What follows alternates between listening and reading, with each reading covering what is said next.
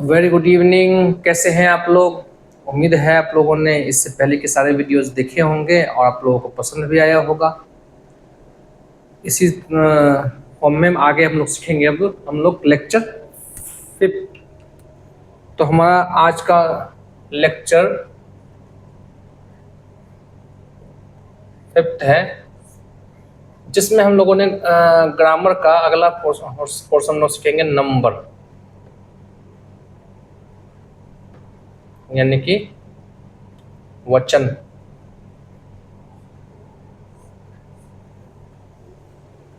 Number English grammar का एक बहुत ही इम्पोर्टेंट सा टॉपिक है। इसको बहुत अच्छी तरीके से समझिएगा। आने वाले जो भी बच्चे होते हैं, जो भी क्लास के हमारे जैसे 5th के होते हैं, 6th के होते हैं, 7th के होते हैं, 8th के होते हैं, इन सब के काम में बहुत ज़्यादा ये टॉपिक आते हैं, उनके स्कूल में भी, उनके एग्जाम के तौर पर भी। इसको बहुत अच्छी तरीके से समझिएगा नंबर को। तो पहले नंबर कहते किसको है? What is number? तो अगर हम लोग नंबर के डेफिनेशंस के बारे में समझेंगे तो देखो क्या होता है। ये भी एक नाउन है, इसलिए हम लोग कह सकते हैं अ नाउन दैट डिनोट्स और बिलोंग्स टू वन थिंग और more than one thing is called number। यानी कि एक या अनेक का होने का जो बोध कराता है, जो संज्ञा एक या अनेक होने का बोध कराए, उससे हम लोग वचन कहते हैं। इंग्लिश में ऐसा वर्ड जो एक थिंग, वन थिंग के बारे में बताए या मोर देन वन थिंग के बारे में बताए, तो उसको हम लोग कहते हैं नंबर। एग्जाम्पल, चेयर, चेयर्स, ठीक है ना। Apples, sorry, Apple and apples, like this. Now kinds, there are two kinds of number।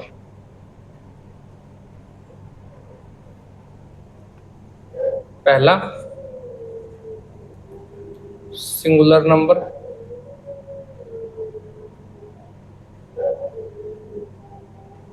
यानी कि एक वचन। अगर हम लोग सिंगुलर नंबर की बात करें, एक वचन, अगर हम लोग सिंगुलर नंबर की बात करें तो उसकी डेफिनेशन क्या हो जाएगा हमारा? बिल्कुल ऊपर के डेफिनेशन का तरह ही हो जाएगा। अ नाउन दैट डिनोट्स और बिलोंग्स, दोनों में से कोई भी वर्ड आप लोग यूज कर सकते हैं। Belongs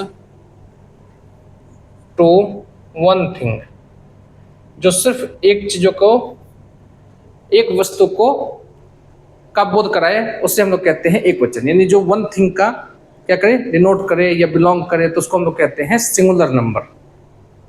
is called singular number.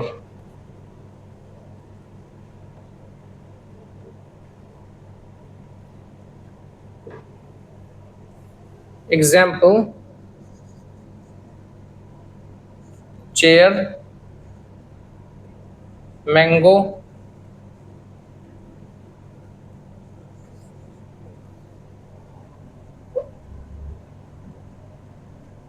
Knife, etcetera.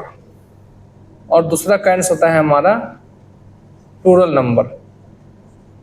Plural number की अगर हम लोग बात करेंगे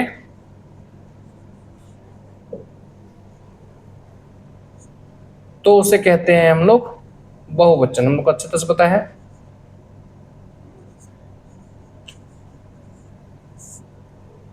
इसके डेफिनेशन भी बिल्कुल ऊपर कतरी हो जाएगा। कैसे? A noun that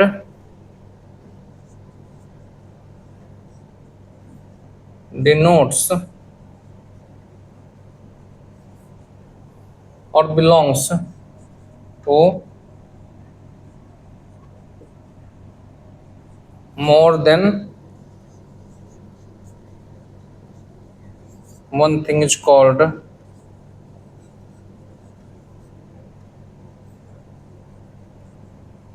plural number.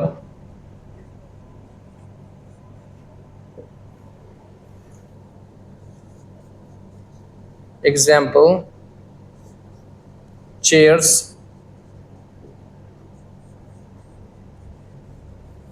mangoes, knives, etc. इसको लिख लें आप लोग पॉज करके वीडियो। इसके बाद हम लोग इसी में हम लोग सीखेंगे सिंगुलर से प्लूरल बनाने के नियम। उसको हम लोग हिंदी और इंग्लिश दोनों में समझेंगे। हिंदी में इसलिए बता रहा हूँ ताकि सभी बच्चों को समझ में आ जाए, किसी को कोई दिक्कत ना हो समझने में, इसके लिए बता रहा हूँ। उम्मीद है आप लोगों ने इसे वीडियो पॉज करके लिख लिया होगा। चलते हैं आगे। हम लोग अब पढ़ते हैं सिंगुलर से प्लूरल बनाने के नियम।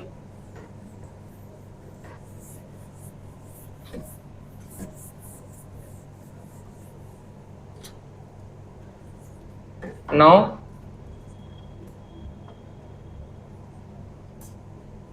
सिंगुलर से प्लूरल बनाने के नियम।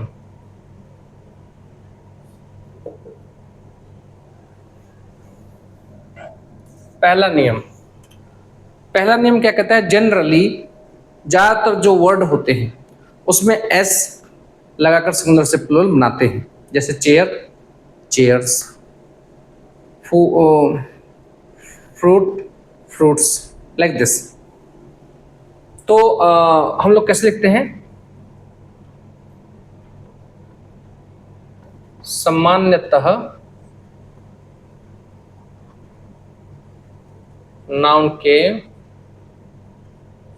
अंत में एस लगाकर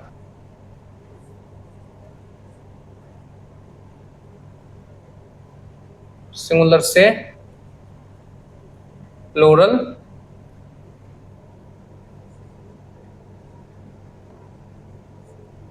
बनाते हैं। एग्जाम्पल: चेयर का चेयर्स, बुक का बुक्स, लाइक दिस। दूसरा नियम यानी सेकंड नियम। सेकंड क्या कहता है? जब किसी नाउन के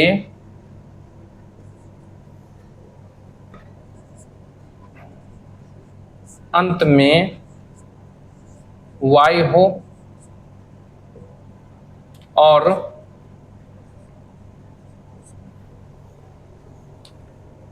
वाई से पहले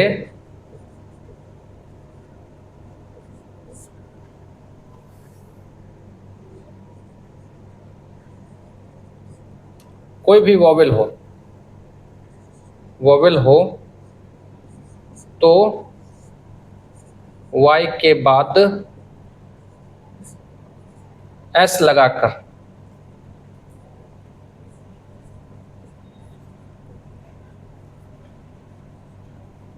सिंगुलर से प्लूरल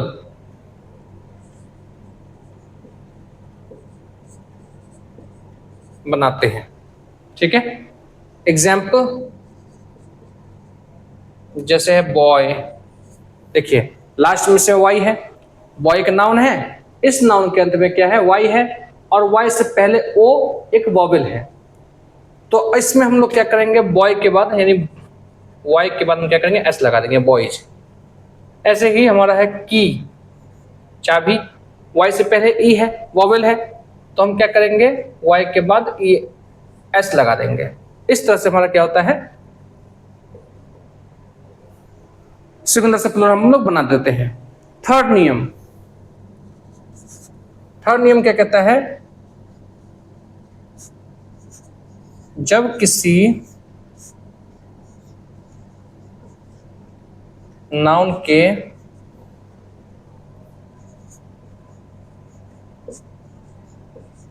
अंत में वाई हो और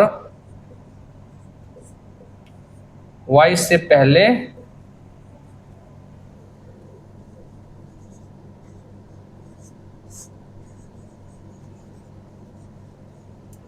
कॉन्सोनेंट हो,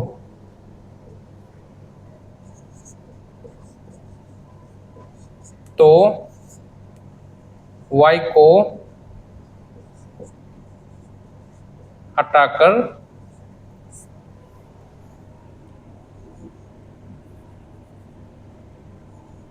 आई एस लगा देते हैं, आई एस लगा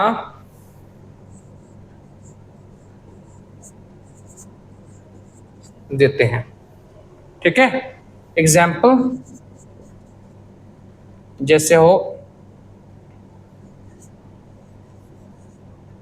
बेबी, देखिए नाउन है और इस नाउन के अंदर वाई है, वाई को आप हटा देंगे क्योंकि वाई से पहले क्या है, कॉन्सोनेंट है बी, तो हमारा क्या होगा, वाई को हटा देंगे और हमारा प्लूरल बन जाएगा बेबीज, वाई आई एस लगा देंगे।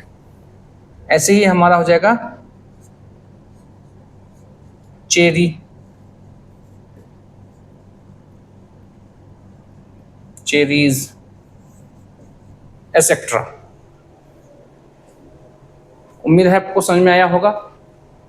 इसे वीडियो पॉज करके फटाफट लिख ले, इसके बाद हम इसका आगे का हिस्सा और देखेंगे। ठीक है। उम्मीद है आप लोगों ने वीडियो पॉज करके लिख लिया होगा। आगे हम लोग समझते हैं फोर्थ नियम।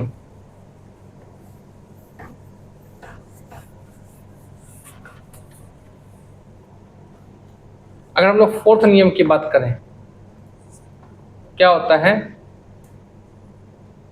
जब किसी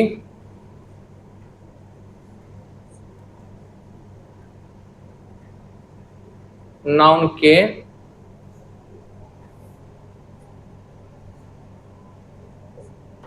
अंत में एफ, एफ ई या डबल एफ हो, तो इसे यानी कि एफ या एफ ई या डबल एफ को हटा देते हैं, इसे हटाकर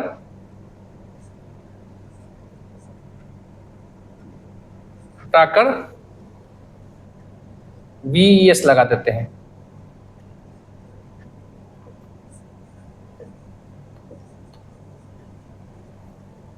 एग्जाम्पल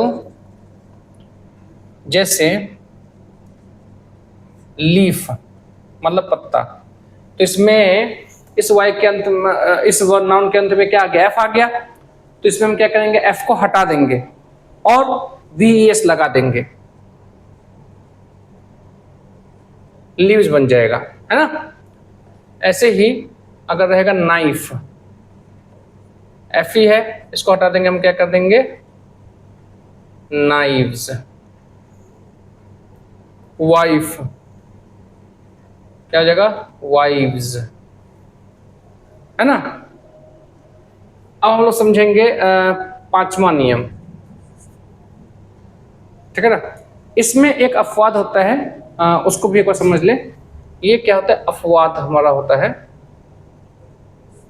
अगर मान लो आपसे कोई पूछेगा रूफ, तो यहाँ पर भी लास्ट में एफ है, लेकिन इसमें हम लोग एफ हटाकर रूफ्स नहीं लिखेंगे, इसका प्लूरल हमारा हो जाएगा रूफ,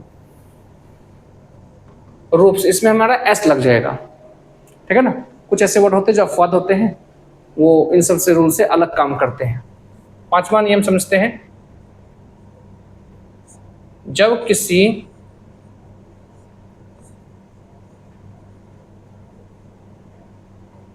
नाउन के अंत में क्या हो,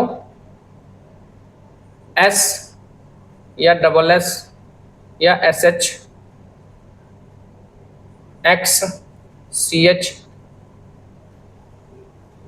या ओ हो,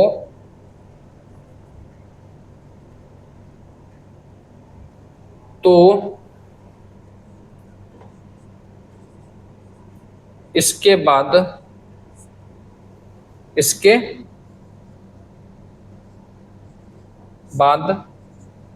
एस ई लगाते हैं, ई एस लगाते हैं, सॉरी ई एस लगा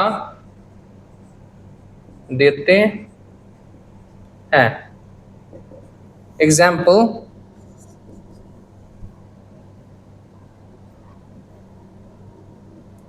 जैसे रहेगा बेंच,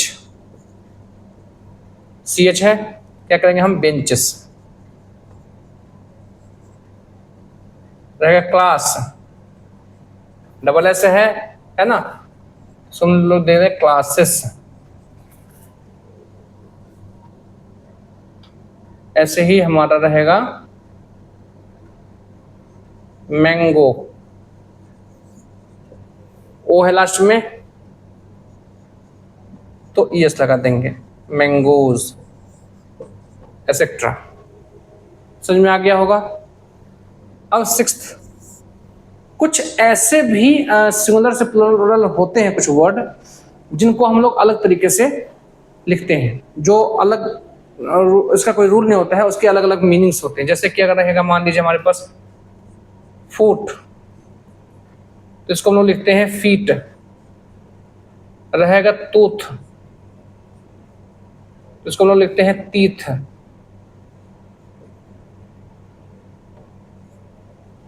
ठीक है ना। मैन, इसको लिखेंगे मेन। ठीक है ना। ऐसे ही वुमेन, वुमेन अगर रहेगा वुमेन, तो इसका हो जाएगा women etcetera. Ox, oxen, half, halves ऐसे भी होते हैं, तो हम लोग इसको समझते हैं। तो लेक्चर नंबर 5 आप लोगों को उम्मीद करता हूं समझ में आया होगा। इसे अपने नोटबुक में राइट डाउन कर ले और साथ ही साथ इसको याद भी करें, और पुराना जितना भी हम लोगों ने पढ़ा था उन सब का रिवीजन भी करते रहे। हमने टारगेट किया है कि 45 लेक्चर्स में या 40 से 45 लेक्चर्स में हम लोग ये पूरा इंग्लिश ग्रामर आज खत्म करेंगे। इस गर्मी छुट्टियों में हम लोग अभी ये पढ़ रहे हैं, इसके बाद प्रोनाउन पढ़ेंगे, केस पढ़ेंगे, फिर प्रोनाउन पढ़ेंगे, फिर एडजेक्टिव पढ़ेंगे। ऐसे ही चीज में पढ़ते पढ़ते उसके बाद हम लोग पढ़ेंगे सेंटेंस। सेंटेंस पढ़ने के बाद पढ़ेंगे हम लोग टेंस। टेंस के सारे हिस्से पढ़ने के बाद हम लोग पढ़ेंगे मोडाल्स। मोडाल्स के बाद हम लोग पढ़ेंगे एक्टिव पैसिव। उसके बाद हम लोग पढ़ेंगे डायरेक्ट इनडायरेक्ट स्पीच। ठीक है ना। और फिर आगे हम लोग सोन करते रहेंगे। तो आप लोगों को बहुत ज़्यादा काम आने वाला है ये क्लासेस। सभी लोग ध्यान से देखें, समझें और अपने इस जो ग्रुप में है लोग उनको भी फॉरवर्ड करें, शेयर करें ये क्लासेस की वीडियो, और उनसे भी लाइक, सब्सक्राइब और शेयर करवाएं। Thank you very much.